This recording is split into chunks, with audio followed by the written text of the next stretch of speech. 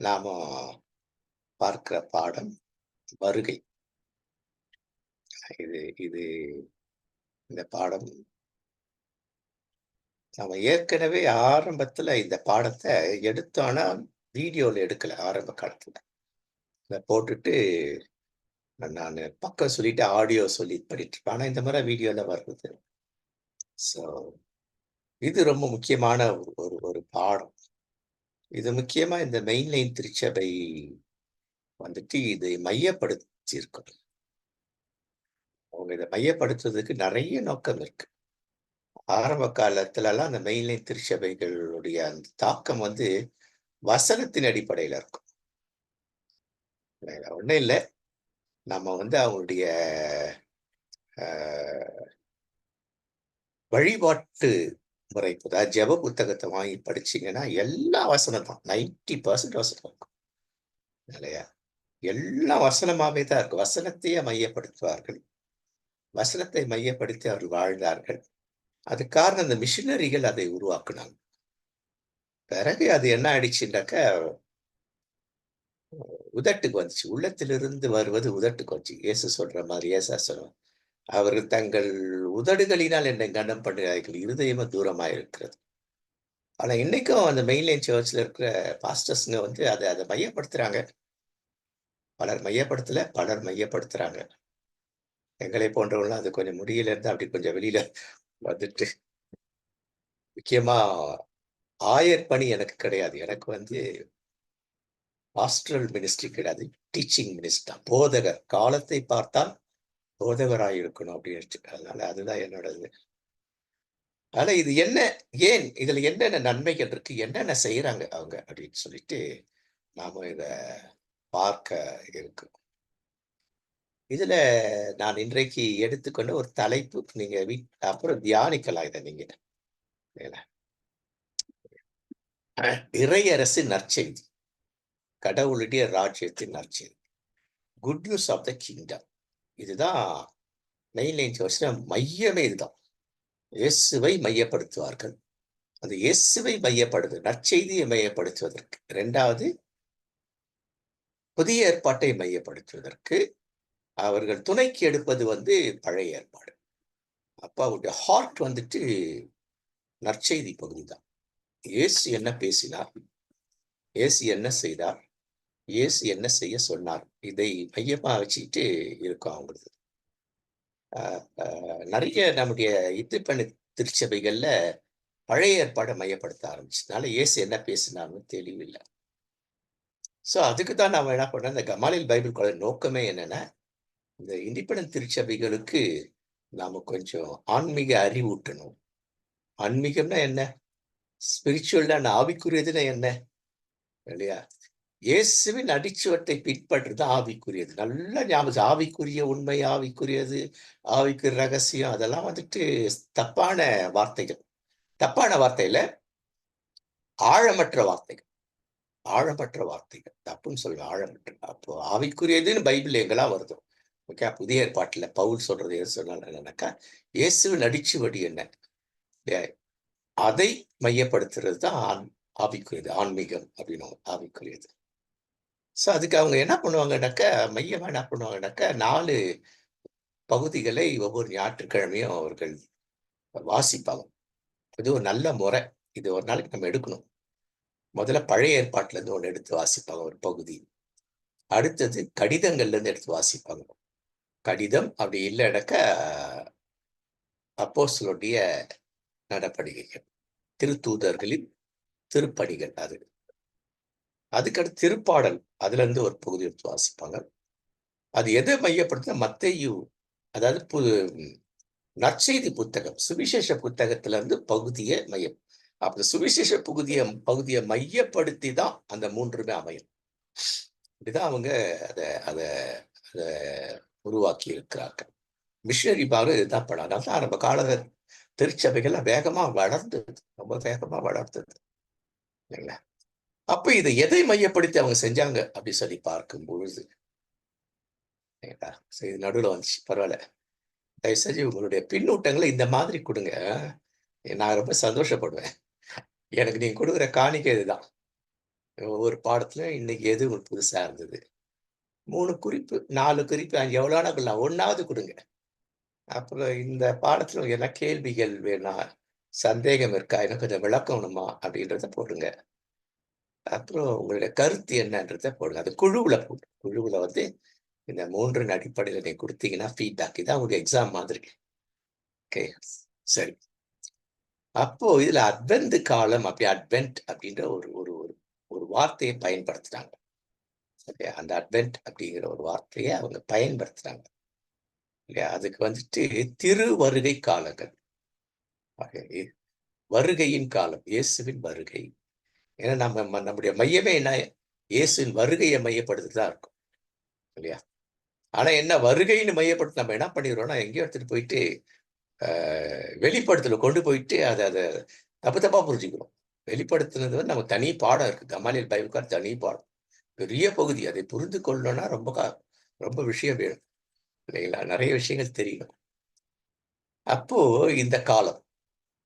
அப்ப இந்த வருகையின் காலத்துல அந்த இந்த மெயின்லைன் திருச்சபைகள் வந்து சில வர்ணங்களை பயன்படுத்துவாங்க. இல்லையா? ஒரு வருஷம் முழுக்கும். இப்ப இந்த வருஷத்துல பார்த்தோம்னாக்கா, இந்த வருகையின் காலத்துல ஒரு ஊதா நிறம். உதாரணம் நான் போட்டுட்டு இருக்கேன் இந்த ஷர்ட். இது ஊதா நிறம். திருச்சபையெல்லாம் பார்த்தா இந்த ஊதா நிறத்துல இருக்கும். அப்போ ஒவ்வொரு நிறம் ஒவ்வொரு காலத்துல இருக்கும். அந்த நிறத்துக்கு என்ன அர்த்தம்? அந்த நிறம் என்ன சொல்லுது? இல்லையா? அந்தந்த குறிப்பிட்ட அந்த நிறம் வருகின்ற காலங்கள்ல, வாரங்கள்ல எதை மையப்படுத்தி அத பேசுவாங்க? இதெல்லாம் இதெல்லாம் இருக்கும் அதுல. அப்ப சாதாரண இந்த நிறத்த எங்க இருந்து எடுத்தாங்கன்னாக்க, அ ரோம அவருடைய அந்த அரசாங்கத்திலிருந்து எடுக்கிறது. ரோம அரசன் அதிலிருந்து எடுக்கிறது. ரோம அரசன் போர்ல அது வெற்றி பெற்றுட்டு வரும்பொழுது, ஜனங்க என்ன பண்ணுவாங்கன்னா, ரொம்ப வறுமையில இருப்பாங்க. அப்ப அந்த அரசன வரவேற்கிறதுக்கு, அவர் என்ன கொடுமை பண்ணாலும் சரி, நம்ம வயிற்று பசிய போக்கணும். அதுக்கு நம்ம அவருக்கு அவர சந்தோஷப்படுத்தணுன்றதுனால, அவங்க என்ன பண்ணுவாங்கனாக்கா, இந்த ஊதா நிறத்துல, இந்த இளம் சிகப்பு. நீங்க அந்த கலர பார்த்தீங்கன்னா தெரியும் அதுல. ஊதானா ஊதா கலர் இருக்கும். இளம் சிவப்புனா அந்த பிங்க் கலர். இந்த 2 ரொம்ப முக்கியம். நெறைய கலர் இருக்கும். அதுல இந்த 2 தான் முக்கியம். இல்லையா? இது அவங்கள வந்து மனச வந்துட்டு சைக்காலஜிக்கலா அது இம்பாக்ட் பண்றது. அதனால இந்த இதுல வந்து கொடி அசைப்பாங்க. வெற்றி பெற்று வரும்போது, அங்க அ எல்லையில வந்துட்டு பண்ணும்போது, இவரு வெற்றி பெற்று கொள்ளையடிச்சுட்டு வரதெல்லாம் தூக்கி ஜனங்களுக்கு வீசுவார். ஸோ அந்த காலத்துல ஜனங்க கொஞ்சம் ஏதோ பிரிச்சு வாங்கிட்டு, பொண்ணு கிண்டி எதா வருதோ அதெல்லாம் வித்து கொஞ்சம் பசியாறலாம். அப்போ ஒரு அரசனை வரவேற்பதற்கு, அரசன் நமக்கு பரிசு கொடுக்கும். அப்படின்னா என்ன? மக்கள் என்கிட்ட வந்தா, நான் அவங்களுக்கு பரிசு குடுப்பேன். அந்த மாதிரியான ஒரு இது. நான் மக்கள எவ்வளோ கொடுமைப்படுத்தினாலும், மக்கள் என்கிட்ட வரணும். வந்தா தான் நான் குடுப்பேன். அப்படிங்கிற அத வந்துட்டு ஆரம்ப கால திருச்சபை என்ன பண்ணுச்சுன்னா, இதை இத இது இப்படி மாத்துச்சு. முக்கியமா 4ஆம், 5ஆம் நூற்றாண்டுகள்ல இத இத கொஞ்சம் கொண்டு வந்தாங்க. இல்லைங்களா? இந்த மாதிரி முறைகள திருச்சபை பயன்படுத்தி, அத உள்ளான அர்த்தத்த சரியான அர்த்தத்துக்குள்ள கொண்டு வராங்க. திருமறை அர்த்தத்துக்குள்ள கொண்டு வராங்க. இல்லையா? கிறிஸ்தவ வாழ்வு வாழுகின்ற அர்த்தத்துக்குள்ள அத கொண்டு வராங்க. இல்லையா? பாரம்பரியம்னு சொல்லல. பாரம்பரியத்துக்குள்ள இதெல்லாம் இருக்கு. அது இல்லாம பயன்படுத்தினா, அது வந்துட்டு பாரம்பரியம். பாரம்பரியத்துல என்னன்னா, அதுல ஒரு உண்மை இருக்கு. ஒரு சத்தியம் இருக்கு. அந்த சத்தியம் பின்பற்றப்பட்டால் தான் அதுக்கு தான் பாரம்பரியம். பாரம்பரியம்னா என்ன? சடங்குகள். பழைய ஏற்பாடு ஃபுல்லா சடங்குகள் இருக்கும். இல்லையா? அந்த சடங்குகள வந்து பின்பற்றணும். சடங்குகளா வைக்கக்கூடாதுங்க. இயேசு வந்து 2 சடங்க பின்பற்ற சொன்னார். நமக்கெல்லாம் தெரியும். இல்லையா? பைபிள்ல நம்ம புரிஞ்சுக்கிறதுல, 1 திருமுழுக்கு, 2வது திருவிருந்து. இந்த 2 சடங்க இயேசு பின்பற்ற சொன்னாரு. ஆனா இன்னைக்கு அது எப்படி இருக்குன்னாக்கா, சடங்காவே இருக்கு. ஏதோ ஞானஸ்நானம் எடுத்துட்டேன்னா ஒரு திருப்தி. நான் பரலோகத்துக்கு போயிடுவேன். நான் கிறிஸ்துவன் ஆயிடுவேன் அப்படின்னு. திருவிருந்து எடுத்துட்டா எனக்கு நோய் போயிடும். இது அது அல்ல. அதுக்குள்ள இருக்கு. நம்ம ஏற்கனவே அந்த பாடம் எடுத்திருக்கோம். ஆ வேணுனாக்கா இந்த இந்த இந்த திருவிருந்துன்னு ஒரு பாடம் இருக்கும். அத படிச்சீங்கன்னா தெரியும். திருவிருந்து என்ன சொல்லுது? அப்ப இன்னைக்கு எல்லா திருச்சியும் பாரம்பரியம் ஆயிடுச்சு. பாரம்பரியம்னாக்கா, பயனற்ற பாரம்பரியம் ஆயிடுச்சு. பாரம்பரியம் பயன்படுத்துவதற்கு. எதுக்கு திருவிருந்து எடுக்கிறோம்? அப்படின்றத நோக்கமே மறந்து இல்ல. சுத்தமா தெரியவே தெரியல. சொல்லிக் கொடுக்கவும் இல்ல. திருவிழுந்தா நோய் போயிடும். அப்படிலாம் கிடையாது. இயேசு தன்னையே எனக்காக கொடுத்தார். தன் சதையும், தன் ரத்தத்தையும் கொடுத்தார். இல்லையா? உடைக்கப்பட்டார், உதைக்கப்பட்டார். ஏன்? நான் மீட்பு பெற. இப்ப நான் அதுல என்ன பண்றேன்னா, ஒவ்வொரு திருவிருந்துக்கு முன்னாடியே நான் அத நினைவு கூறணும். என்ன நினைவு கூறணும்? இவங்களுக்காக இயேசுவை போல நானும் வதைக்கப்பட்டேன், உதைக்கப்பட்டேன், உடைக்கப்பட்டேன். இல்லையா? முகத்துல அறையுண்டேன். முகத்துல காரி துப்பப்பட்டேன். என்ன கேவலமா பேசுனாங்க. இதெல்லாம் நினைவு. ஆனா எதுக்காக? அவர்களுக்காக. அப்ப என்ன நினைவு கூறணும்னாக்கா, அவர்கள்ல எத்தனை பேர் இயேசு ஏற்றுக்கொண்டு வந்துட்டாங்க. இதை நினைவு கூறுறதுதான். நாம அந்த காரியத்தை செஞ்சோமா, செஞ்சதால என்ன விளைவு ஏற்பட்டது என்பதை நினைவு கூறுவதற்கு தான் இந்த ஒவ்வொரு திருவிருந்தும். அப்படி இல்லைன்னா, பிள்ளையார் கோயில்ல போயிட்டு சுண்டல் வாங்கி சாப்பிடுறதுக்கும், பெருமாள் கோயில்ல போயிட்டு பிரசாதம் வாங்கி சாப்பிடுற மாதிரி தான் இந்த திருவிருந்து அமைஞ்சிருச்சு. அப்ப இது என்ன? பயனற்ற சடங்கு. அப்ப எல்லா திருச்சபைதான் மாறிடுச்சு. 90% திருச்சபைகள் அப்படிதான் இருக்கு. இல்லைங்களா? அப்ப இந்த சடங்குகள், இதெல்லாம் சடங்கு. கொடிகள், இதெல்லாம் ஒரு சடங்கு. அதுக்குள்ள என்ன அர்த்தம் இருக்கு? அப்போ அந்த காலத்துல என்ன அர்த்தத்தை வச்சிருந்தாங்க? அந்த அர்த்தத்தை எப்படி கிறிஸ்தவத்துக்குள் கொண்டு வந்தாங்க? பழைய ஏற்பாட்டுல என்ன எவ்வளவோ சடங்கு இருக்கு.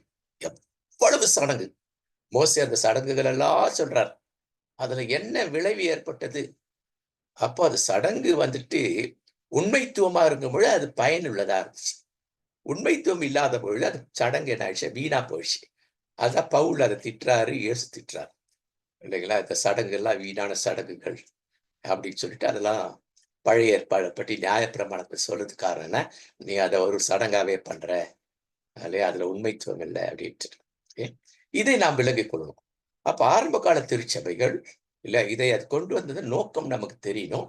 அதை நம்முடைய வாழ்வில பயன்படுத்தும். கிறிஸ்தவ வாழ்வில, திருச்சபை வாழ்வில பயன்படுத்தும். அதுதான் நம்ம கொஞ்சம் கொஞ்சம் ஹிஸ்டாரிக்கல் பேக்ரவுண்ட் நம்ம பார்க்க போறோம். இல்லையா? அப்போ அவர் என்ன பண்ணா, ஜனங்க அரசரை வரவேற்பாங்க. எப்படி? இல்லையா? என்கிட்ட இருந்து கொடுக்குற கொஞ்சம் பணம்.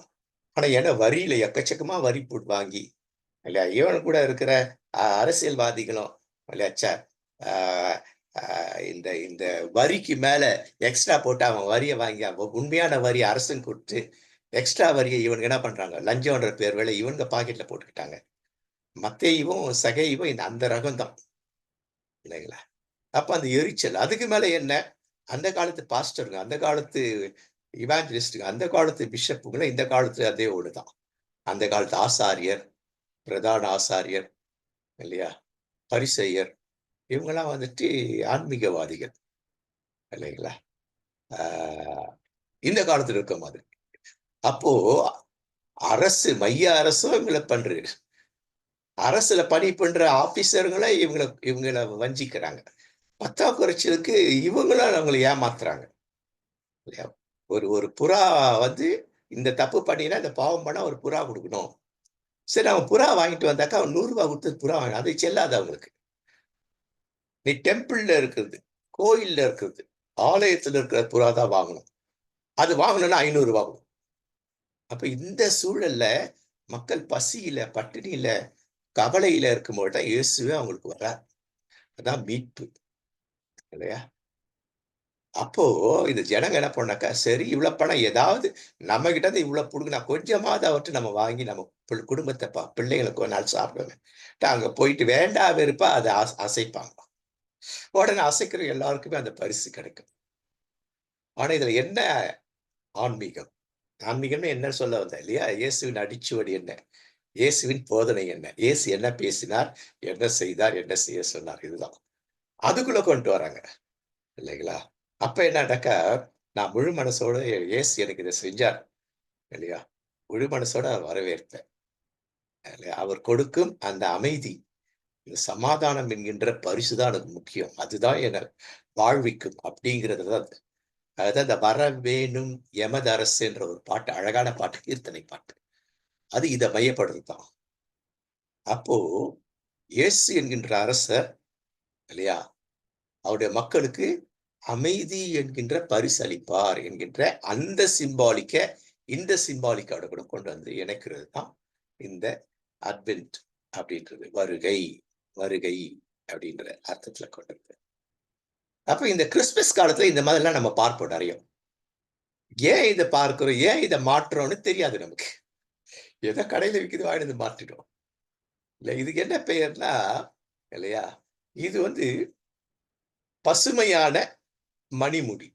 அந்த காலத்து அரசர்கள் எப்படி இருப்பாங்கன்னாக்கா, அந்த தலையில வந்து இந்த பசுமையான இந்த இது வச்சுட்டான். முக்கியமா ரோமர்கள், கிரேக்கர்கள் இல்லைங்களா, அவர்கள் அதுல அங்கங்க கொஞ்சம் கோல்டன் அதெல்லாம் இருக்கும், அதெல்லாம் கட் பண்ணுவாங்க இல்லைங்களா.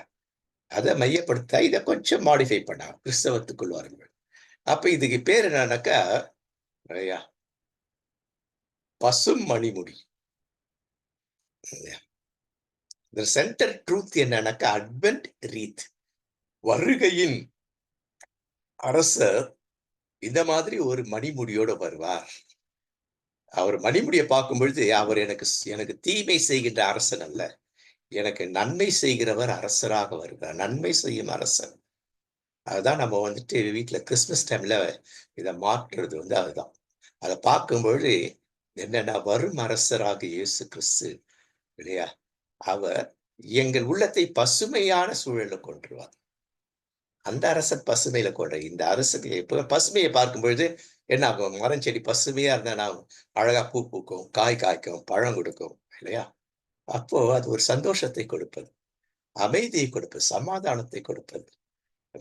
அதனால இந்த இந்த இதை வந்து கிறிஸ்துமஸ்ல அப்ப இதை எதை மையப்படுத்தி எடுத்திருக்காங்க அப்படின்னாக்கா இல்லையா, நீ இந்த பசுமையான இதை பார்க்கிற, இந்த பசுமையை நீ அனுபவிக்கிறிய, இந்த அமைதியை அனுபவிக்கிறிய, அதுக்கு பின்னாடி ஒரு கருத்துக்கு.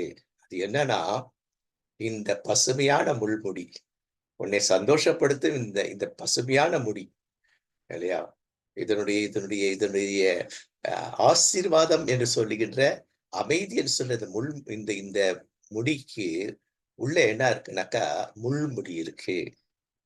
நான் என்னை அர்ப்பணித்து உனக்காக பாடுபட்டு உனக்காக மரித்து உனக்காக உயிரோடு வாழ்ந்து வழி நடத்துகிறவர் நான் அப்படிங்கிறத சொல்றதுதான் இதுக்குள்ள. இந்த இந்த மணிமுடியை பார்த்தீங்கன்னா உள்ள எதை யோசிக்கணும்னாக்கா, இயேசு எனக்காக, என்னுடைய இயேசு எனக்காக இல்லையா யாவையும் செய்து முடித்தார், அவர் செஞ்சு முடிச்சதால் எனக்கு அமைதி இருக்கு.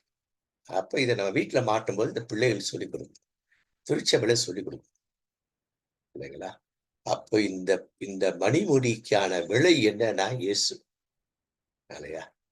அப்போ இதை யோசிக்கணும். அப்ப இதுதான் ஆன்மீகம். இதான் இயேசு என்ன பேசினார், என்ன செய்தார், என்ன செய்ய சொன்னார். அப்ப அவர் அதை செய்து முடித்ததுனால அவர் எனக்கு எப்படி இருக்கிறார். அப்ப நாம் எல்லாம் ஒரு மணிமுடியாக இருக்கணும், இயேசுவின் மணிமுடியாக இருக்கணும். எல்லாரையும் இயேசுவின் மணிமுடிக்கு கொண்டு வரணும். அப்ப இயேசுவுக்கு முன் நாமும் மணிமுடி சூட்டப்பட்டவர்களா தான் பவுல் சொல்றார், மணிமுடி சூட்டப்பட்டவர்களாக அப்படின்ட்டு. இதை நாம நினைவு கூறணும். அப்போ போன முறை எடுத்தப்போ ஒருத்தர் வந்துட்டு இதை அப்படியே எடுத்து எனக்கு நம்ம குழுல போட்டு இதே மாதிரி பண்ணி போட்டாரு. அவங்க வீட்டுல வந்துட்டு இந்த மாதிரி ஃபர்ஸ்ட் ஒரு ஒரு முள்முடி, அது பக்கத்துல பாதி முள்முடி பாதி இது, அதுக்கு அடுத்த மூணாவது இது வந்துட்டு முழுவதும் பசுமை. ரொம்ப அழகா அதை புரிஞ்சுக்கிட்டார் அவர். அப்போ இதற்குள் யார் இருக்குது, அப்ப இதற்குள் நான் பசுமையா இருக்கணும், இயேசுவை முழுமையாக உள்வாங்கினால்தான் இல்லையா நான் புரிந்து கொள்ளணும். அந்த முள்முடியை, அந்த முல்லை நமக்கு கொடுக்காமல் இந்த பசுமையை கொடுத்தார் அப்படின்னு நோக்கத்துல அந்த பிள்ளைகளுக்கு எல்லாம் சொல்லி கொடுத்திருந்தாரு இல்லையா. நீங்களும் ட்ரை பண்ணலாம் இந்த மாதிரி, இந்த மாதிரி. அப்ப இது எதை சொல்லுது இல்லையா, பசுமையா நாம் இருக்கிறோம், அமைதியா இருக்கிறோம். அதற்கு காரணம் இந்த இயேசு, இயேசு என்கின்றது. ஏன்னா பசுமையான முள்முடி, பசுமையான மகுடம் சூடியிருக்கு. எது மகுடம், எது ஆசீர்வாதம், அமைதிதான், சமாதானம். அதுதான் கிறிஸ்துவனுடைய அடிப்படை. கிறிஸ்துவ அடிப்படை உரிமை அதுதான். கிறிஸ்துவோட அடிப்படை ஆசீர்வாதமே இதுதான். எது, அமைதி, சமாதானம். இதை நாம அவருக்கு சொல்லிடும். அதனால்தான் திஸ் இஸ் த சீசன்.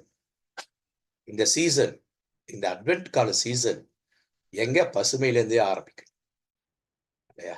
அது காரணம் யாரு? இதான் இயேசுதான் இந்த காரணம் அப்படின்ட்டு சொல்வது இல்லைங்களா? அப்போ இந்த திருச்சபைன்னா வழிபாட்டு முறைன்னுட்டு அவங்க இருக்கு. லிட்டர்ஜிக்கல் என்ன உடை உடுத்தணும், என்ன கலர் உடுத்தணும், எங்க எப்படி இருக்கணும் இல்லையா?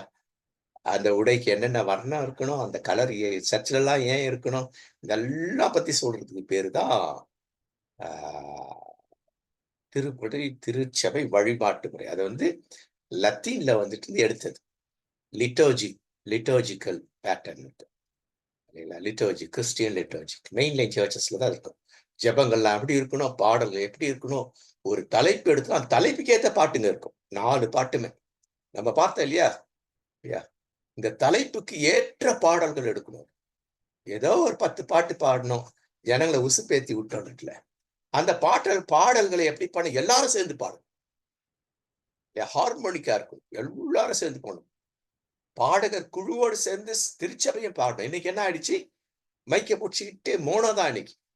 பாஸ்டர் பாடுவார், இல்ல பாஸ்டர் மகன் பாடுவார், இல்ல பாஸ்டர் மக பாடுவார், இல்ல பாஸ்டருடைய மகனும் மருமகனும் இவங்கதான். மற்றவங்களுக்கு முன்னுரிமையே கிடையாது.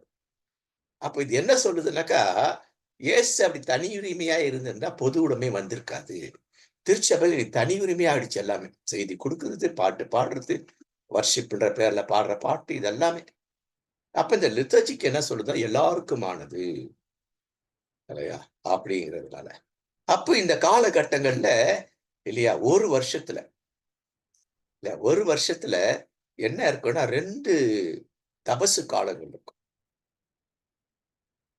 தபசு காலம்னா என்ன அப்படின்னு சொல்லி பார்த்தாக்கா இல்லைங்களா, உபவாசம், உபம் பிளஸ் வாசம், சாப்பிடாம இருக்கிறது இல்ல, தினவாசம், அது ஒரு சப்ஜெக்ட் இருக்கு. உபவாசம் ஒரு சப்ஜெக்ட், அதை படிக்கணும் நீங்க.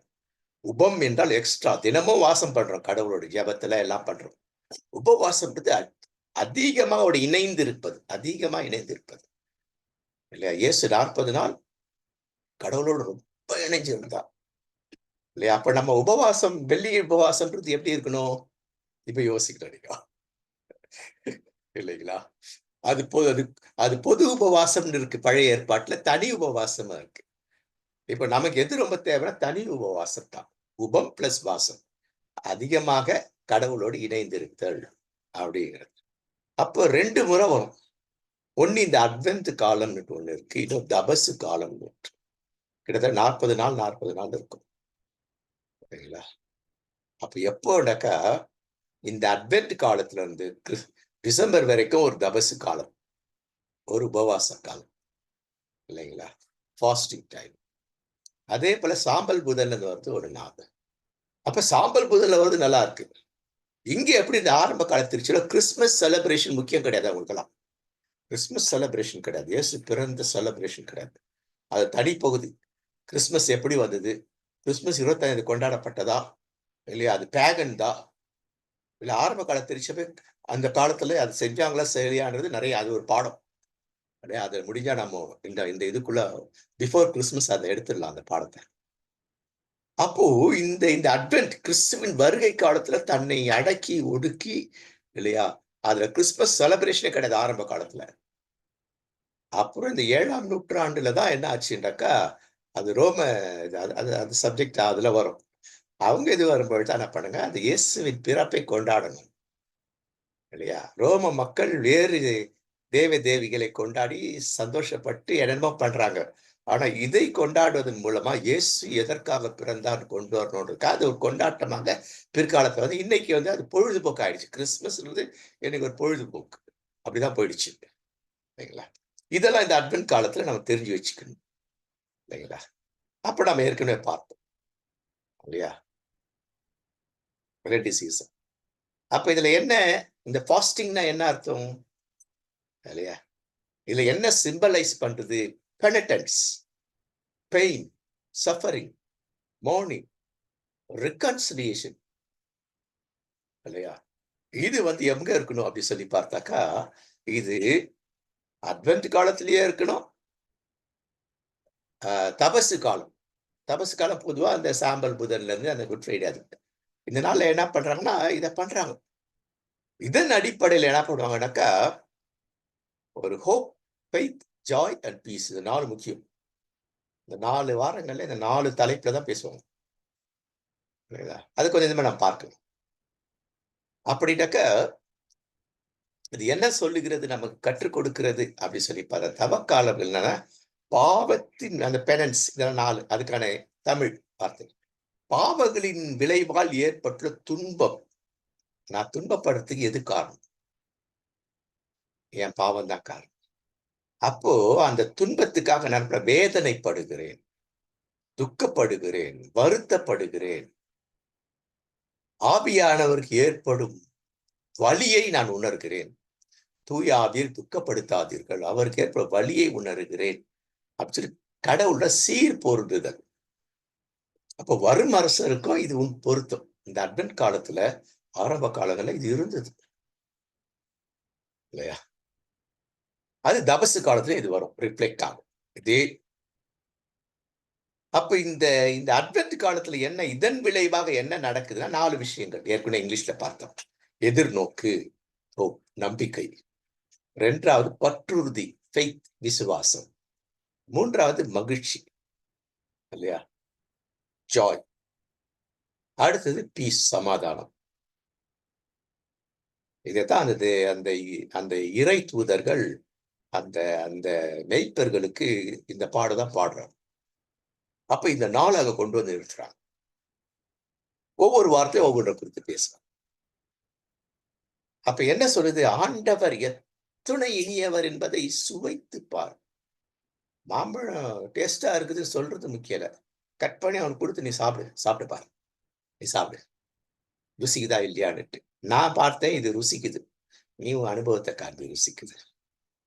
திரும்பி விட இன்னும் கொஞ்சம் அழகா இருக்கு. ஆண்டவர் எத்துணை இனியவர் என்பதை சுவைத்து பாருங்கள், அவரிடம் அடைக்கலம் புகுவோர் பேறு பெற்றவர். அடைக்கலம் இல்லையா, கண்ட்ரோல், அவரோட கண்ட்ரோலுக்குள்ள போறதை பத்தி பேசுது இல்லையா? அதனால பவர் திருப்புதல், கர்த்தர் நல்லவர் என்பதை, அவர் மேல் நம்பிக்கையா இருக்கிற மனிதன். அப்ப இந்த ஆழம் வந்துட்டு நம்ம அதுக்குதான் சொல்றது, எல்லாரும் ஒரு திருவிவிலியத்தை வாங்கி வச்சுக்கிட்டு 2ஐயும் சேர்த்து படிங்க.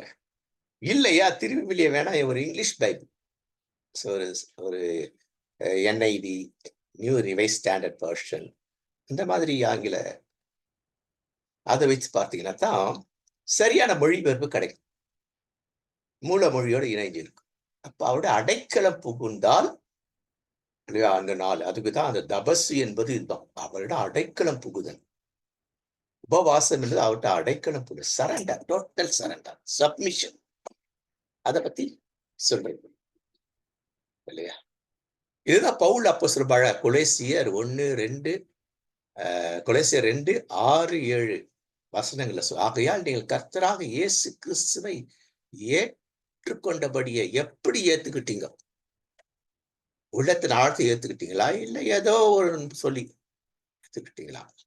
அப்ப அவர் ஏற்றுக்கொண்டபடி சீஷரானாதான் நம்ம எப்படி பண்ணுவோம்? ஏற்றுக்கொள்ளுதல் சரியா இருக்கும். அதான் இயேசுடைய கட்டளை. நற்செய்தி அறிவு, மத்தேயு 28:18 போய் நற்செய்தி அறிவி, சீஷர் ஆக்குங்கள், அதன் பிறகு திருமுழுக்கு ஞானஸ்தானம் கொடு, அதன் பிறகு நான் என்னெல்லாம் சொல்லி கொடுத்தோ அதெல்லாம் சொல்லி கொடுத்து அவங்களும் அதை செய்ய வைங்க. அதுதான் இது, இந்த வசனத்தினுடைய அதுதான் இல்லைங்களா? கடவுளை ஏற்றுக்கொள்ளுதல், இயேசு ஏற்றுக்கொள்ளுதல் இதான். ஏதோ கையெழுத்துக்கிட்டு ஏற்றுக்கொள்றது இல்லை, ஏதோ பிதாக்கர் பசங்க ஞானஸ்தானம் பேரு, அது இல்லை. அந்த ஞானஸ்தான திருமுழுக்கு என்ன நான் அடிக்கடி சொல்றதுதான், இது வரைக்கும் பிசாசின் அதிகாரத்திலிருந்து இப்ப இயேசுவின் அதிகாரத்திற்குள் வருகிறேன், இயேசுவின் அதிகாரத்தை ஏற்றுக்கொள்ளுகிறேன் இல்லையா? Accepting the authority of Jesus Christ. அடுத்தது observing the commandment of Jesus Christ and act according to that. இயேசு கிறிஸ்துவனுடைய கட்டளைகளை, வார்த்தைகளை உள்வாங்கிக் கொண்டு அதன்படி நடப்பேன். 3வது being in the presence of Jesus Christ.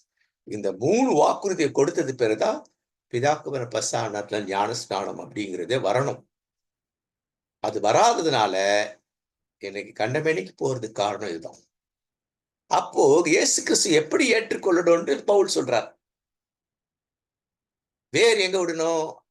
உள்ள போகணும். அப்ப அவருக்குள் வேர் எப்படி கட்டப்படணும்? அவர் மேல் கட்டப்படும்.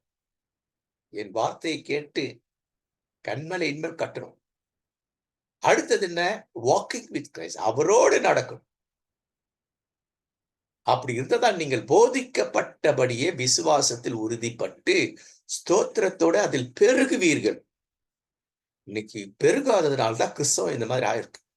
அப்ப இதெல்லாம் என்ன பண்ணா, அந்த காலத்துல மெயின்லைன் திருச்சபையில் இதெல்லாம் மையப்படுத்தி சொல்லி சொல்லி சொல்லி அவளுக்கு பண்ணும். சண்டே ஸ்கூல்லயே ஆரம்பிக்கும் இது. டீன் பைபிள் ஃபெலோஷிப்ல இதை பத்தி சொல்லுவாங்க. பாடத்திட்டம் அப்படி இருக்கும் அவங்களுக்கு. யூத்துக்கு அதே மாதிரி இருக்கும். திருவிபிலியா தான் சொல்லுது, கிறிஸ்து இயேசுவை ஆண்டவராய் ஏற்றுக்கொண்டீர்கள் சரிதான். ஆனா இப்ப எப்படி இருக்கிறீங்க? அவரோடு இணைந்து வாழ்றீங்களா? அவரில் வேண்டுகிறீர்களா? அவர் மீது கட்டி எழுப்பப்பட்டலா இருக்கிறீங்களா? அப்ப அட்வென்ட் காலத்துல இதெல்லாம் மையப்படுத்தும். நீ எப்படி இருக்கிற? வருகையாச்சே, இயேசுவின் வருகை. வருகைக்கு நீ எப்படி ஆயத்தமா இருக்கிறியா? இப்படி ஆயத்தமா இருக்கிறியான்னு சொல்லிதான் இது. அப்ப இந்த அட்வென்ட்னாக்க என்னன்னா, திருச்சபையின் நாள்காட்டி. இதான் முதல்ல வரும்.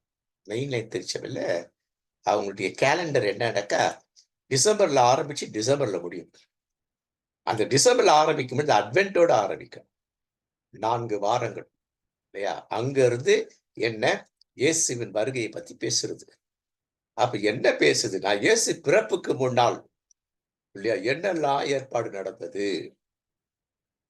அது பியூட்டிஃபுல் சப்ஜெக்ட். அது டிசைபிள்ஷிப்ல வரும். கிட்டத்தட்ட ஒரு 8 நிகழ்வுகள் இயேசுவுக்கு முன் இயேசு யாரையெல்லாம் பயன்படுத்தினார்? எதையெல்லாம் பயன்படுத்தினார்? ஏன் பயன்படுத்தினார்? இயேசுவின் பிறப்புக்கு முன் இதெல்லாம் இருக்குது. பார்க்கலாம் ஒரு நாளைக்கு. அதையும் ஒரு நாள் பார்ப்போம் டிசைபிள்ஷிப்ல. முக்கியமானது அந்த சபை. அப்ப இதைதான் பேசுவாங்க இந்த காலகட்டங்கள்ல. இயேசுவின் பிறப்புக்கு முன்னால் இதெல்லாம் முன்னேற்பாடு. அப்ப இயேசுவின் வருகைக்கு நான் முன்னேற்பாடோடு இருக்கணும். இயேசுவின் பிறப்புக்கு மற்றவர்கள் எப்படி உதவியா இருந்தாங்களோ, முன்னேற்பாடோடு இருந்தாங்களோ, அதன் பிறகு இயேசு வந்தாரோ, அது போல நான் இருக்கணும் அப்படின்னு. அப்ப இந்த அட்வென்ட் அப்படின்றதுனா கிறிஸ்துமஸ்க்கு முன்னாடி வரை 4 ஞாயிற்றுக்கிழமை. பெரும்பாலும் அது என்னன்னா நவம்பர் டிசம்பர்ல வரும். இல்ல நவம்பர் கடைசி வாரத்துல வரும். கிறிஸ்துமஸ்க்கு முன்னாடி வரை ஒவ்வொரு ஞாயிற்றுக்கிழமை இல்லைங்களா? அப்போ இப்போ என்ன இப்பத்து இது என்ன அப்படின்னாக்கா, டிசம்பர்ல வந்து 1ஆம் தேதி ஃபர்ஸ்ட் அட்வென்ட் ஒரு ஞாயிற்றுக்கிழமை, 8ஆம் தேதி செகண்ட் அட்வென்ட், 15ஆம் தேதி தேர்ட் அட்வென்ட், 22ஆம் தேதி ஃபோர்த் அட்வென்ட். அதன் பிறகு கிறிஸ்துமஸ் வரும். ஒருவேளை கிறிஸ்துமஸ் அந்த 4வது டிசம்பர் 4வது வாரத்தை கிறிஸ்துமஸ் வந்து அதுக்கு முன்னாடி இருக்கிற 4 வாரங்களை எடுத்துக்கிடுவாங்க. ஏன் 4 வாரம்னா அந்த 4 விஷயங்களை இல்லையா அதுலதான் விளக்கி சொல்லி அவங்களை ஆயத்தப்படுத்தி. அப்ப அந்த கிறிஸ்து பிறப்பின் நாள் என்பது எப்படி இருந்தது? ஆரம்ப காலத்துல கொண்டு வரும்பொழுது தங்களை கொடுத்தார்கள், கொண்டு போய் கொடுத்தார்கள். அவளுக்கு கொண்டாட்டம் என்பது என்ன அப்படி சொல்லி பார்த்தாக்கா, தங்களுக்கு உள்ளதை எல்லாவற்றையும் மத்தனுக்கு கொடுத்தாங்க. அதான் அவளுக்கு கொண்டாட்டம். அவங்க நல்ல உடை உடுத்துறத பார்த்து இவங்க சந்தோஷப்பட்டாங்க. இவங்க சாதாரண உடை உடுத்திருப்பாங்க. அவங்க நல்ல சாப்பாடு சாப்பிடுறத பார்த்து, நீ கிறிஸ்துமஸ் எப்படி மாறிடுச்சு? எனக்கு தான் நல்ல உடை, எனக்கு தான் நல்ல சாப்பாடு. முடிஞ்சா கொஞ்சம் ஷேரிங் மத்தவங்களுக்கு. அது அல்ல இல்லையா? முழுவதுமாக அதான் இயேசுறார் இல்லையா? என்னை பின்பற்ற விரும்பினால் உனக்குள்ள எல்லாற்றையும் வித்துட்டு எனக்கு பின்னாடி வா. அதான் மையமா அந்த காலத்து கிறிஸ்துமஸ் காலம் அப்படிதான் ஆரம்பிச்சுது. வெறும் உபவாசமா இருந்து அடுத்தபடி என்னாச்சுன்னா கிறிஸ்து பிறப்பை கொண்டாடணும். அப்ப எப்படி கொண்டாடணும் அப்படிங்கிறதுக்கு இது ஒரு படியா. அதன் பிறகு என்ன ஆயிடுச்சு அப்படி சொல்லி பார்த்தாக்கா, அது அப்படியே மாற ஆரம்பிச்சிருச்சு. குறைஞ்சபட்சம் இன்னைக்கு நான் ஒரு உடை உடுத்துறேன் அப்படின்னாக்கா, ஒரு 1000 ரூபாய்க்கு உடை உடுத்துறேன்னாக்கா, குறைஞ்சபட்சம் ஒரு 250 ரூபாய்க்கு ஒரு உடைய வாங்கி வேற ஒருத்தருக்கு குறைஞ்சபட்சம் அதான் செய்யணும். குறைஞ்சது மினிமம் நல்ல உடை, சிறப்பான உடை. நான் பெருமைக்கு சொல்லல. எனக்கு நிறைய இருக்குது எனக்கு. எல்லாம் என் தங்கச்சிங்க இருக்காங்க பாருங்களேன். ஐயோ! அவங்க படுத்துற இம்சை போறவே போறாது. என்கிட்ட கிட்டத்தட்ட ஷர்ட், இந்த கிளர்ஜி காலர் ஷர்ட் கிட்டத்தட்ட 35 இருக்குது. இல்லைங்களா? அதுக்கு பிறகு இந்த பட்டறை இதுங்கெல்லாம் இருக்கு. பேண்ட்டுங்க இருக்கு. இல்லையா? இவங்க என்ன பண்ணுவாங்கன்னா, நான் குடுத்தாக்கா நான் யாருக்குனா குடுத்துடுறேன்னு இவங்க காஸ்ட்லியா போய் நேரா என் டெய்லர் கிட்ட கொண்டு போய் குடுத்து, காச குடுத்து கொண்டு வந்து வச்சுருவாங்க. ஒரு நாளைக்கு ஒரு ட்ரெஸ் போட்டா கூட எக்ஸ்ட்ரா ஒரு 5 நாளைக்கு இருக்குதே, 4 நாளைக்கு இருக்குதே. இல்லைங்களா?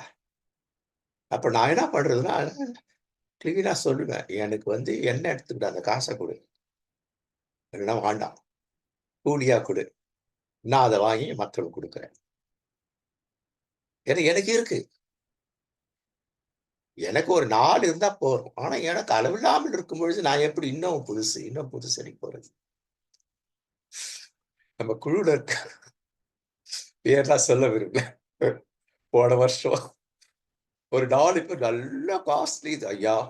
தயவுசெய்து இத நீங்க தான் தச்சு போடணும். எல்லாம் குடுத்தாங்க. அவங்க அன்ப வந்து தட்ட முடியல. இன்னும் அத தைக்காம வச்சுட்டு இருக்கேன். அந்த காசையும் அப்படியே வச்சுட்டு இருக்கிறேன். இவ்வளவு இருக்குது நான் என்ன பண்றது? அவங்க நீங்க தான் தச்சு உடுத்தணும்னுட்டு. இப்ப அந்த 4 பேரும் கொஞ்சம் தெரிஞ்சவங்க வந்து இப்போ இப்போ முறுமுறுப்பாங்க பாத்தியா? ஐயாக்கு நம்ம வாங்கி குடுத்தோம். நெறைய இருக்குது இருக்கு. அப்ப கடவுள் என்ன செய்றார்? இது பேர் தான் பிளெஸிங். கடவுள் ஒருவனை பணம் படைத்தவராக ஆசீர்வதிக்கிறார்னா, அவர் இப்படி வாங்கி இப்படி குடுக்குறதுக்கு ஆரம்ப கால பணக்காரர் தான் இருந்தாங்க. ஆரம்ப காலத்துலலாம் பார்த்தா பெபேயா இவங்கலாம் பாருங்க, சாதாரண விஷயம் பெரிய பணக்காரர் ஆனாங்க. அவங்க என்ன பண்ணாங்க? தங்கள் கழுத்தை கொடுத்தார்கள். அப்போ கிறிஸ்தவன் பணக்காரனா இருக்கிறான்னா என்ன அர்த்தம்? இப்படி வாங்கி இப்படி பாக்கெட்ல போடுறதில்ல. இப்படி வாங்கி அப்படியே கொடுக்கிறது. கடவுள் எனக்கு உள்ளத பார்த்துக்கலாம். நான் வேணான்ற அளவுக்கு என்ன பார்த்துக்கிட்டு இருக்காரு. புரியுதுங்களா? அப்ப இத பத்தி சொல்றது தான் அது. அட்வென்ட் காலம் என்பது என்ன? இயேசு என்ன செய்தார்? தலை சாய்க்க இடமில்லைனார். அப்ப நான் அப்படியே இருக்கிறேன். இல்லையா? இது முதல் பகுதி. அப்ப advent is the beginning of the church calendar. திருச்சபை காலண்டர் அப்படிதான் ஆரம்பிக்கும். ஆரம்பிச்சு ஊதால வரும். அடுத்த ஒரு வாரத்து அந்த கிறிஸ்துமஸ் காலத்துல வந்துட்டு கிறிஸ்துமஸ் கோல்டு இருக்கும். அதுக்கு பிறகு நியூ இயர் வரைக்கும் ஒயிட்ல வரும். அதுக்கு பிறகு இயேசு வந்துட்டு மகிமை அடைந்தது. எது மகிமை அடைந்தது? எப்படி கொண்டாடுறாங்க? எது மகிமை அடைந்ததுனாக்கா இல்லையா? அந்த அந்த ஞானிகள் வந்து ஞானிகள் ஊடாக இயேசுவின் பெயர் பிரஸ்தாபப்பட்டது. இல்லைங்களா? அதுக்காக அது மகிமை அடைதல் அப்படிங்கிற அது வரும். அது முடிஞ்சதுக்கு பிறகு என்ன ஆகும்னா பச்சை கலர்ல வரும். பச்சை கலர்ல பசுமை. பைபிள நெறைய நீ கத்துக்கிட்டே இருக்கணும். நீ நல்லா வளரணும். கடவுளுக்குள்ள வளரணும். திரும்பி அ சாம்பல் புதர்ல திரும்பி ஊதா வந்துரும். ஊதாவின் நோக்கம் என்ன சொல்லியிருந்தேன்? இல்லையா? இந்த பாடுகள் இதெல்லாம் நினைவு கூருது. அந்த பாடுகளை எப்படி இருக்குன்னா, சந்தோஷமாக அந்த பாடுகளுக்குள் நான் போகணும். அப்படி இருக்குது. அது முடிஞ்ச உடனே அந்த ஊதா கலர், அதன் பிறகு அந்த ஒயிட் கலர் வரும். குட் ஃப்ரைடேல சிலது பிளாக் யூஸ் பண்ணுவாங்க. கருப்பு வந்து துக்கத்துக்கு அடையாளம் இல்ல. நெறைய பெயிண்டிங் சர்ச்ல பிளாக் போடுவாங்க. இந்த ஸ்டோன் போடுறது எல்லாத்தையும். கருப்பு என்ன அப்படி சொல்லி பார்த்தாக்கா, மானானது நீரோடையை வாஞ்சித்து கதறுவது போல. அப்படின்னா என்ன? நான் என் தூய்மைக்காக நான் ஆயத்தமா இருக்கிறேன். நான் நொறுங்கி இருக்கிறேன். அந்த உண்மையான நீரோடையை நான் பெறுவதற்கு ஆயத்தமா இருக்கிறேன்றது தான் பிளாக் கலர் போடுவாங்க. அதன் பிறகு என்ன பண்ணுவாங்கன்னா, குட் ஈஸ்டருக்கு ஒயிட் ஆர் கோல்டு 2மே போடுவாங்க. White or gold. என்ன அவர் அரசர். இல்லையா? அவர் அரசர். பாட்டு ஈஸ்டர் பாட்டு அப்படித்தான் இருக்கும். அரசர், கிங் அப்படின்ற பாட்டு. அது முடிந்த பிறகு என்ன நடக்கும்னா, திரும்பியும் அது. திரும்பி அதுக்கு பிறகு என்ன ஆகும்னாக்கா, 40 நாள் அது பிறகு வந்துட்டு சிகப்பு கலர் வரும். இல்லையா? இயேசு பரமேறினது இருக்கும். தூய ஆவியார் வருது. அது அது வந்துட்டு ஒயிட்ல போடுவோம். ரெட் என்னன்னா, அது வந்து கொண்டாட்டம். தூய ஆவியார் வந்து கொண்டாட்டம். மூவொரு கடவுள் தினம் அது வரும். அதே மாரி திருப்பி பச்சையில போகும். அப்ப பச்சை பெரும்பாலும் இருக்கும். அப்படின்னா என்ன? வசனத்துக்குள் வளர்வத பத்தி பேசும். அப்ப இந்த கேலண்டர் அப்படிதான் அமைச்சிருக்கும். திரும்பி எங்க வருகைக்கு போகும். வருகையில் ஆரம்பித்து வருகை அப்ப வரும் அரசர் நம்ம 2 பக்கமும் நம்மை நெருக்கியே இருக்கிறார். நம்மை ஆரம்பிக்க வைக்கிறார். முடிக்க வைக்கிறார். திரும்பி ஆரம்பித்துக்க வைக்கிறார், முடிக்க வைக்கிறார். இதுதான் இதனுடைய மைய நோக்கம். இந்த கிறிஸ்டின் கேலண்டர் இப்படிதான் அமையும் இல்லையா? அப்ப கிறிஸ்து பிறப்பின் திருநாளைக்கு முன்வரும் 4 வாரங்கள் நம்ம ஏற்கனவே பார்த்தோம். அது வருகையின் காலம். அதை பண்ணும். அப்ப அட்வென்ட் என்றால் கமிங், வருகை. அட்வென்ட் என்றால் வருகை. யார் வருகை? சமாதான அரசர், சமாதான கர்த்தர், அமைதியின் அரசர் வருகிறார். அதான் அவர்கள் பாடினாங்க. இறை தூதர்கள் பாடினதுதான் இல்லையா? சமாதானம் இல்லாம இருக்க எருசலேம் ஜனங்க இல்லையா? இந்த இந்த இந்த யூதர்கள் அவர்களுக்கு ஒரு சமாதானம். அவர் வந்து கொண்டிருக்கிறார். The Lord is coming. Already left. கிளம்பி விட்டார். கிளம்பினவர் வந்து சேருவார். அதை நீ மையப்படுத்திக்கோ அப்படின்னு சொல்ற. அப்ப சமாதான கர்த்தர், அமைதியின் அரசர் வருகிறார். The Prince of Peace is coming. அப்போ இதனால் இந்த அமைதியின் அரசர், சமாதான கர்த்தர் சொல்லும் வருகையின் ஆண்டவர் இல்லையா? அதுதான் அட்வென்ட், திருவருகை, தூய வருகை, திருவருகை குறித்து பழைய ஏற்பாட்டிலே சொல்லப்பட்டிருக்கு. என்ன சொல்லி இருக்கு அப்படின்னு சொன்னா, ஆதியாகமம் 49:10 சமாதான கர்த்தர் வரும் அளவும் செங்கோல் யூதாவை விட்டு நீங்குவதும் இல்லை, நியாய பிரமாணிக்கிறார். சரி, அரசுரிமை உடையவர் வரும் வரையில் மக்கள் இனங்கள் அனைவருக்கும். இதான் சூப்பரா, இதான் சரியான மொழிபெயர்ப்பு, எபிரேய மொழி. யூதர்கள் மட்டுமல்ல, அனைத்து மக்கள் இனங்கள். ஏன்னாக்க இதே ஆதியாகமும் 12:4 சொல்லிருக்கு. உன்னை ஆசீர்வதிப்பேன் எல்லாம் சொல்லிட்டு உன் வழியாக உலகத்துல அனைத்து இனத்தாரும் ஆசீர்வதிக்கப்படுவார்கள். எல்லாரும் உன் வழியா தான் ஆசீர்வாதங்களா இல்லையா? இவர் தனி இனமா இருப்ப இல்லையா? இஸ்ராயல் இனமா யூதரா இருப்ப உன் வழியாகத்தான். ஆனா யூத சொல்றான், இல்ல இல்ல எங்களுக்கு மட்டும் தான் ஆசீர்வாதம், மற்றவங்க கிடையாது. அப்ப எது ஆசீர்வாதம்? இயேசு என்கின்ற ஆசீர்வாதம் அவர் வழியா தான். அதனால்தான் நம்ம போன பாடத்துல பார்த்தோம் இல்லைங்களா? இந்த சமாரிய பெண் அதுல. அப்ப யூதர் வழியாக மீட்பு வருகிறதுனா அந்த மீட்பை கொண்டு வர நான் தான். அவங்களுக்கு மட்டும் நான், உனக்கு கூட தான் நான் மீட்பு. அப்போ அட்வென்ட் என்பது என்ன? எல்லாருக்கும் நற்செய்தியை அறிவிக்கும். அறிவித்து அவளை சீடராக்கணும். சீடராக்கி திருமுழுக்கு இயேசு கற்றுக் கொடுத்தலாம் கற்றுக் கொடுத்து இது நடக்கணும். அது நடக்காம போயிட்டுதான் பிரச்சனை நமக்கு இல்லைங்களா? அப்ப திருவருகை காலம் என்னும் தமிழ் சொல் இல்லையா? அது ஆங்கில சொல்லிலிருந்து எடுத்தது அட்வென்ட் அப்படிங்கிறது. இந்த ஆங்கில சொல் எதுல இருந்து எடுக்கப்பட்டது? அட்வென்ட் அப்படிங்கிற சொல் இல்ல அட்வென்டஸ் என்ன லத்தீன் சொல்லது, லத்தீன்ல இருந்து வந்தது. பெரும்பாலும் லத்தீன்ல தான் இங்கிலீஷ்க்கு நிறைய வரும் இல்லையா? இங்கிலீஷ் ஆங்கில வார்த்தை எல்லாமே லத்தீன்ல இருந்து வந்ததுதான், இருந்து பெறப்பட்டது. அப்ப இந்த மாரநாத்தா என்கின்ற அராமிய வார்த்தை, அராமியம், இயேசு பேசுற அராமிய வார்த்தை இல்லையா? அது ஒரு வாக்கியம், வார்த்தை அல்ல அராமியம். எப்படி ஹல்லே லூயா என்பது ஒரு வாக்கியம் இல்லையா? வார்த்தை கிடையாது இல்லையா? வாக்கியமோ அது போல மாரநாத்தா அப்படின்றது ஒரு வாக்கியம். அப்ப அராமியத்துல இது என்ன சொல்லுது அப்படின்னா, மாறன். நீங்க நிறைய பேர் கிறிஸ்தவ மாறன்னு பேர் வைப்பாங்க இல்லையா? மாறன் என்றால்னா கர்த்தர், ஆண்டவர் அர்த்தம். அல்லது கர்த்தரோடு இருப்பவர், ஆண்டவரோடு இருப்பவர், அதுக்காக மாறன் என்று பெறும். மணிமாறன், திருமாறன், இந்த மாதிரி வெறும் மாறன் எல்லாம் கிறிஸ்தவத்துல இல்லையா? இந்த முக்கியமா இந்த மெயின் சர்ச்சஸ்ல அந்த அந்த அர்த்தத்தோட கூட வைப்பாங்க. அப்ப மாறன் அடுத்தது ஆரத்தா. ஆரத்தானா கமிங் இல்லையா? மாறன் ஆத்தா அப்படின்னா கர்த்தர் வருகிறார், கர்த்தர் வந்து கொண்டிருக்கிறார், ஆண்டவர் the Lord has come. மாரநாத்தா அப்படின்னு ஆண்டவர் வருகிறார், ரெடியா ஆயத்தமாரு. வந்த உடனே நம்மளாம் போயிடும். ஆரம்ப கால முதல் கட்டத்துல எல்லாம் சீக்கிரம் வந்துடுவார். அவரு பரிசுத்தமா இருக்கும் இல்லையா? எவ்வளவு பேருக்கு இயேசுவை அறிவித்து பரிசுத்தப்படுத்தி ஆயத்தமா வைக்கிற எல்லாரும் இயேசு வந்து போயிடலாம் அப்படிங்கிற, அதுக்குதான் அந்த மாரநாத்தா. அந்த காலத்தை பார்க்கும்போது மாரநாத்தா மாரநாத்தானும் இயேசு வருகிறார், இயேசு வந்து கொண்டிருக்கார், ரெடியாரு ரெடியாரு. அதான் இந்த மாரநாத்தா. நிறைய திருச்சபைகள் பேர் மாரநாத்தான் இருக்கும். நான் அதுக்கு சரியான அர்த்தம் நிறைய பேர் தெரியல. சிலர்லாம் கேட்டேன். அவங்க சபையில உள்ளவங்கள இல்லையா, இதுக்கு என்ன அர்த்தம் தெரியுமா? அவங்க சபை வந்து மாரநாதா திருச்சபை இருக்கு. சிலருக்குலாம் தெரியல. ஏன்னா அது சரியா அவர்களுக்கு அது அடிக்கடி கேட்டு இந்த மெயின்லைன் சர்ச் மாதிரி தான். அந்த மேய்ப்பர்கள் அதை விளக்கி சொல்லிக்கிட்டே இருக்கும். இல்லைங்களா? இதுதான் பிரச்சனை. அப்ப கர்த்தர் ஏற்கனவே அவர் ரெடியா இருக்காருப்பா. நீ ரெடியா இல்ல, அதனாலதான் காலம் தாழ்த்துகிறதுன்னுட்டு இந்த முதல் நூற்றாண்டுக்கு பின்வரும் நூற்றாண்டுகள்ல இந்த ஒரு ஒரு ஒரு ஒரு ஒரு விளக்கம், இந்த இந்த இந்த பிலாசபி வந்தது. நீ ரெடியா இருக்கிறது அவர் பொறுமையா காத்துட்டு இருக்காரு. எவ்வளவு நாள் தான் பொறுமையா வச்சுட்டு இருக்க இல்லையா?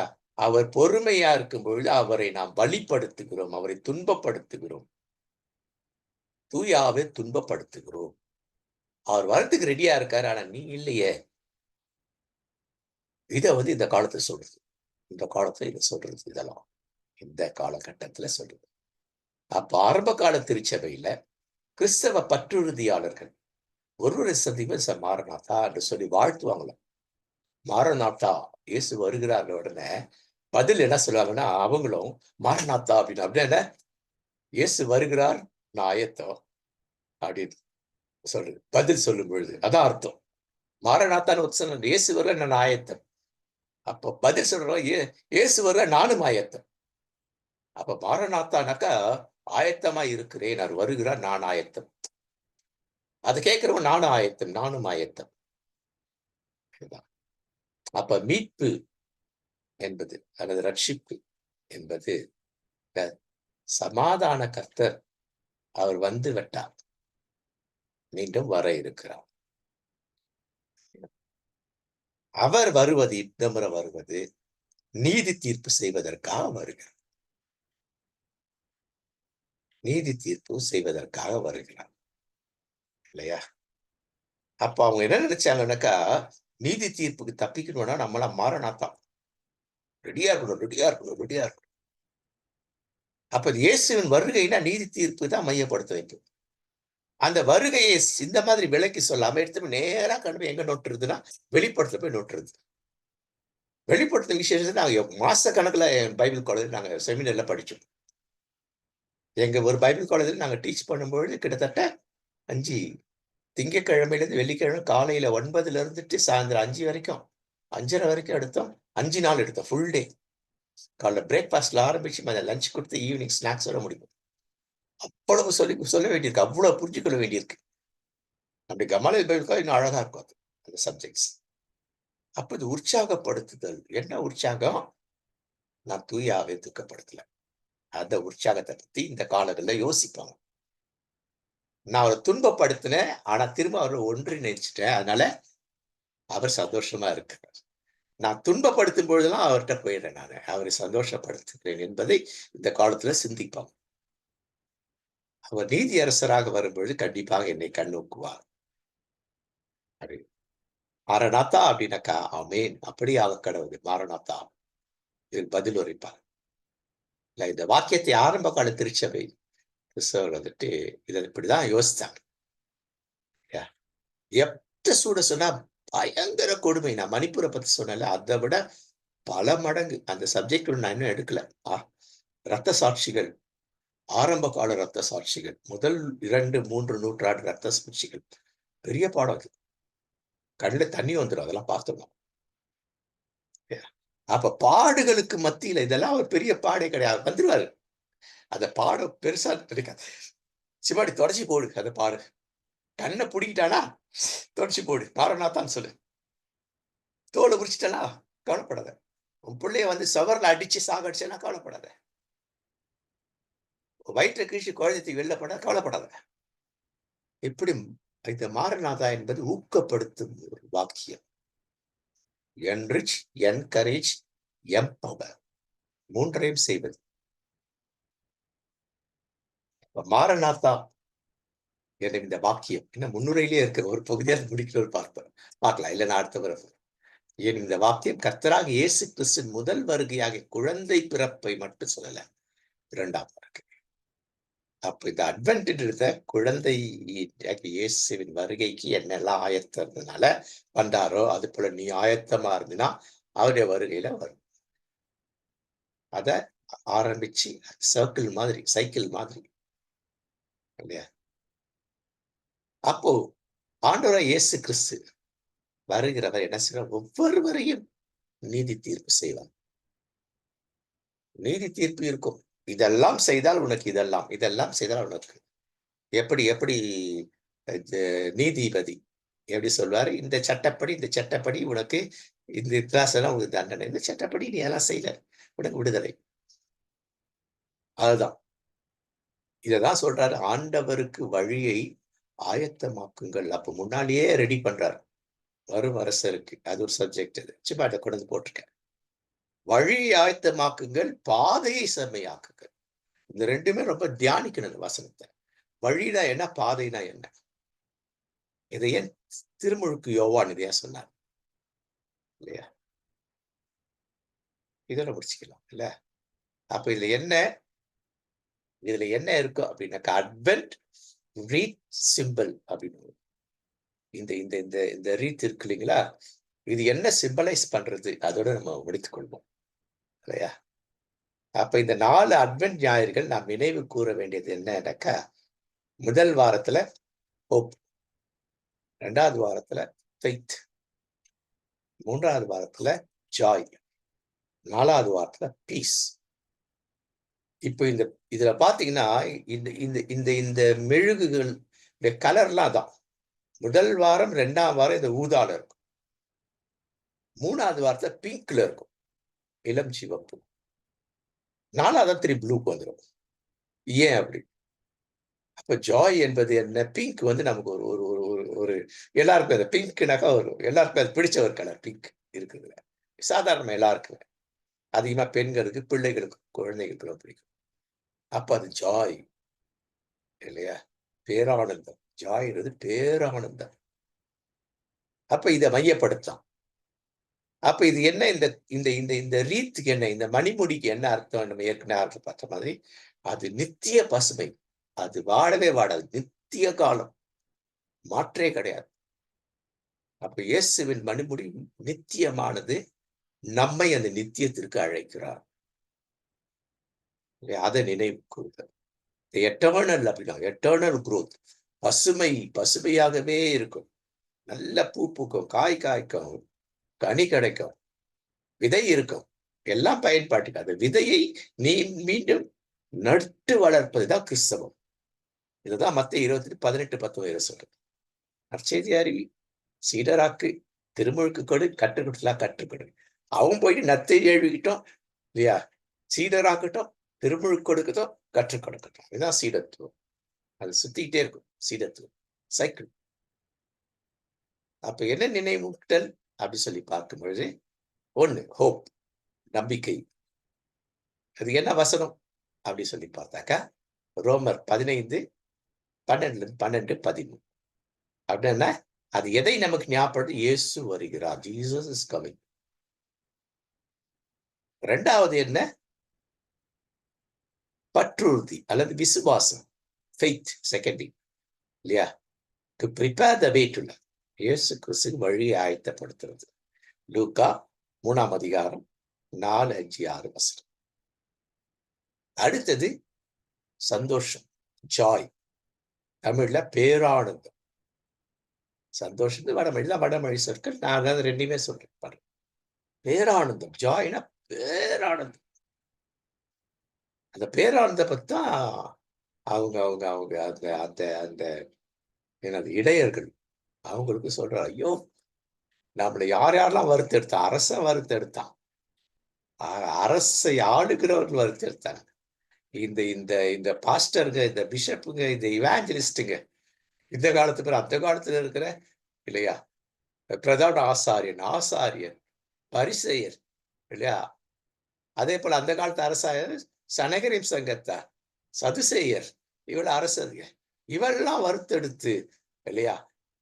நம்ம யார் ஆடுகளை மேய்க்கிறோமோ அந்த முதலாளிங்க வறுத்தெடுத்து இந்த கொடுமையில இருக்கும்போது எனக்கு இதுல இருந்து விடுதலை கிடைக்குமாடா? விடுதலை சாதாரண விடுதலை, அது பேரானந்தம்.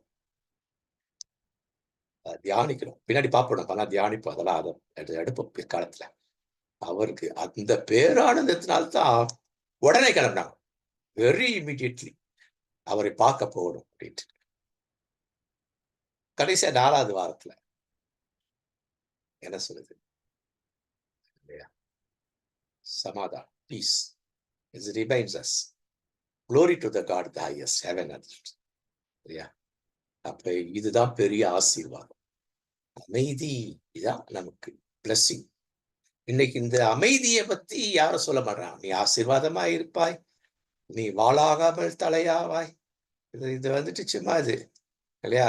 அப்போ இப்போ வால்னாக்கா என்னது? அது மட்டமா அது இல்லையா?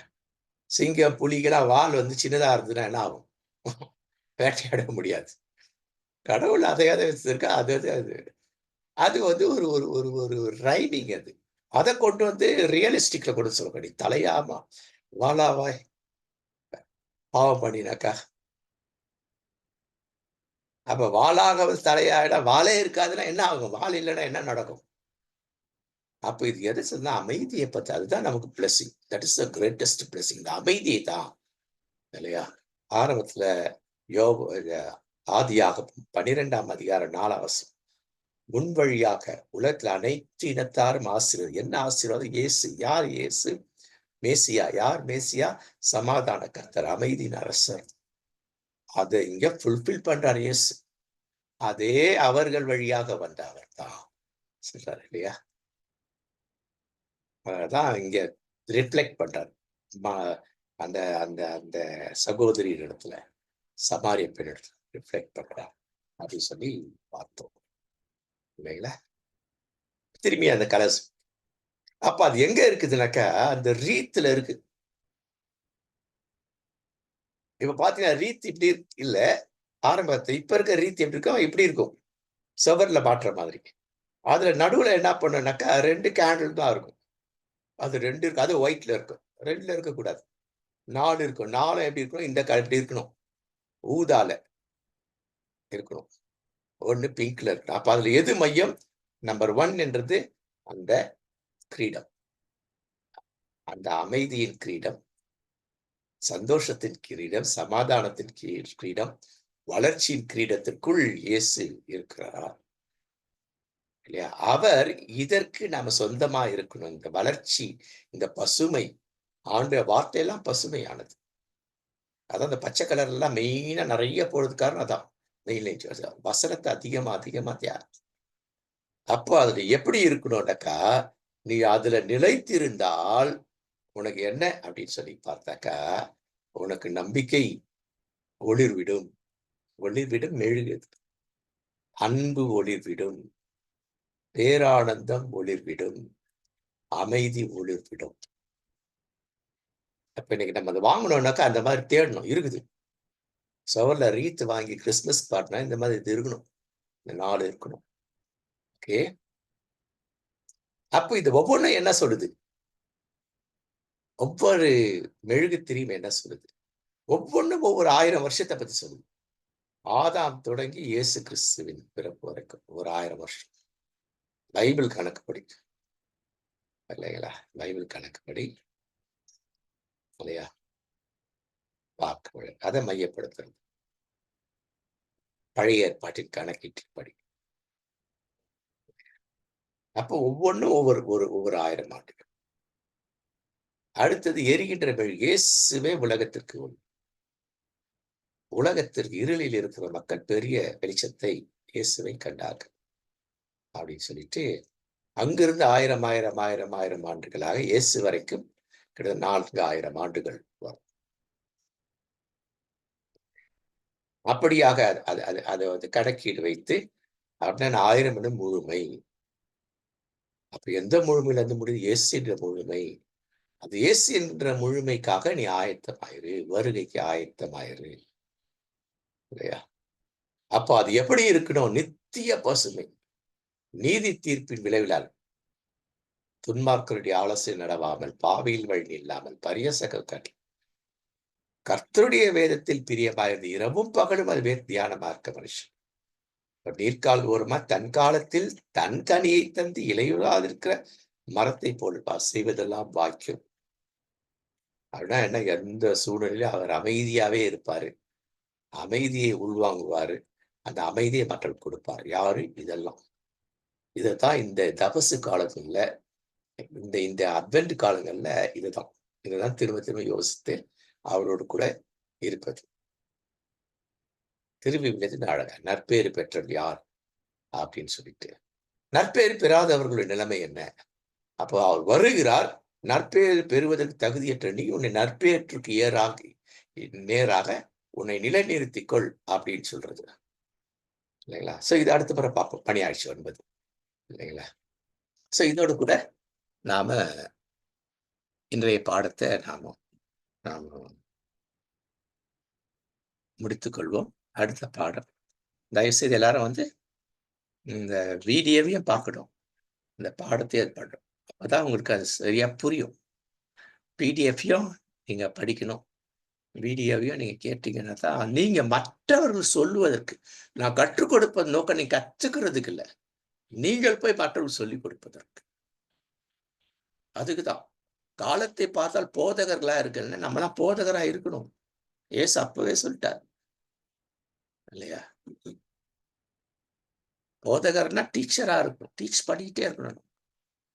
அதான் நம்ம இதுல பார்த்தோம், எங்க கிறிஸ்டின் எஜுகேஷன்ல பார்த்தோம். குடும்பத்துலதான் டீச்சிங் வருது, தாத்தா அப்பா பிள்ளைங்க இல்லையா? அப்புறம் பேர பிள்ளைகள், தாத்தா பாட்டி கிட்ட இருந்த பேர பிள்ளைகள், அம்மா பாட்டு பேர பிள்ளைகள், அப்படி வந்துட்டே இருக்கு. அப்ப இதான் டீச்சிங். அப்ப நம்ம டீச் பண்ணணும். அது ரொம்ப ரொம்ப முக்கியமான ஒரு விடயம். ஸோ இதோட முடிக்கலாம். இப்ப நம்ம என்ன பண்ண போறோம் அப்படின்னு சொல்லி பார்த்தாக்கா, ஒரு முடிவு ஜெபம்.